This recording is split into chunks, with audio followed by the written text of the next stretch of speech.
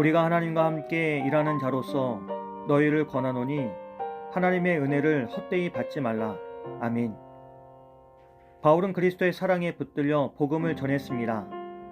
그는 우리는 하나님과 함께 일하는 자라고 말하며 고린도 교회 성도들을 향해 하나님의 은혜를 헛되이 받지 말라고 권면합니다.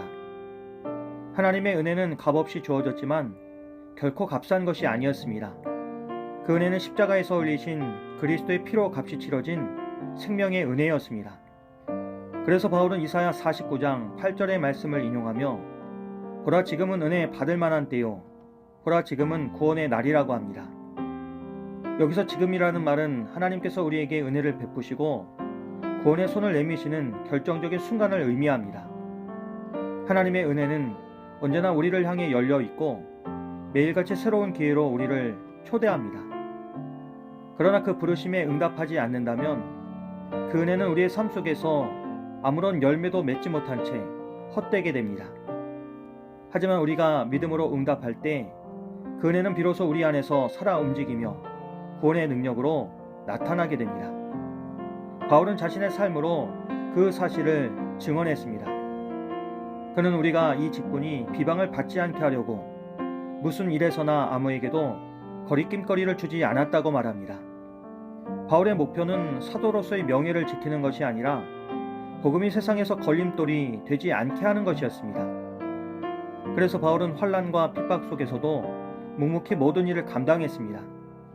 그러나 그 일은 결코 평탄하지 않았습니다. 수많은 인내와 환난을 만났고 궁핍과 고난, 매맞음과 갇힘과 난동, 그리고 수고, 잠들지 못함과 굶주림이 그를 따라다녔습니다. 이 모든 것들이 바울의 삶의 흔적이었고 그가 짊어진 은혜의 무게를 그대로 보여줬습니다. 그렇게 바울의 몸과 마음에는 복음을 전하다 생긴 상처가 있었습니다. 그러나 바울은 그 어떤 것도 불평하지 않습니다. 바울은 자신이 깨끗함과 지식과 오래 참음과 자비함과 그리고 성령의 감화와 거짓이 없는 사랑으로 섬겼다고 합니다. 그리고 진리의 말씀과 하나님의 능력으로 의의 무기를 좌우해 가지고 영광을 받거나 수치를 당하거나 비난을 받거나 칭찬을 받거나 감당했다고 합니다. 이처럼 바울의 무기는 세상의 기술이나 방법이 아니었습니다. 하나님의 의와 복음의 진리였습니다. 세상은 그런 바울을 이해하지 못했습니다. 그러나 바울은 담대하게 선언합니다. 우리는 속이는 사람 같으나 진실하고 무명한 자 같으나 유명하고 죽은 사람 같으나 살아있다고 합니다. 그리고 우리는 징계를 받은 자 같으나 죽임을 당하지 않고 근심하는 사람 같으나 항상 기뻐하고 가난한 자 같으나 많은 사람을 부유하게 하고 아무것도 없는 자 같으나 모든 것을 가진 자라고 합니다.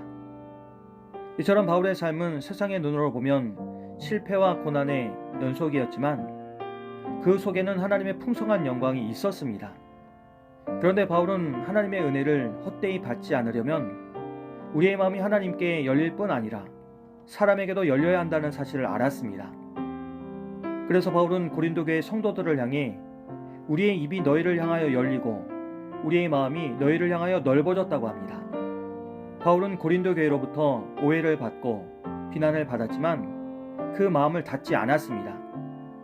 그의 입은 여전히 복음을 말했고 그의 마음은 여전히 사랑으로 열려 있었습니다.